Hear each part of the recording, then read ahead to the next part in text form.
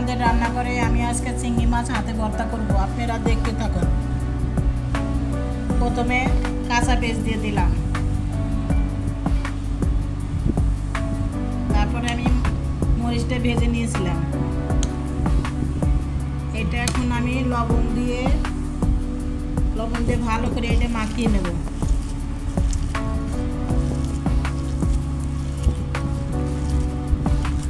আমি এটা ভালো করে মাখিয়ে নিয়েছি, মরিচ, কাঁচা মরিচ আর তেলে ভাজা পেঁয়াজ। এখন তেলে ভাজা পেঁয়াজ দিয়ে দেব, এটা ভালো করে একটু মাখিয়ে নেব। তারপরে আমি চিংড়ি মাছটা দিয়ে দেব। এখন এটা ভালো করে এরকম করে হাতে ভর্তা করব আমি। এই যে এরকম করে আপনারা হাতে এরকম করে ডলে ডলে এরকম করে ভর্তা করবেন,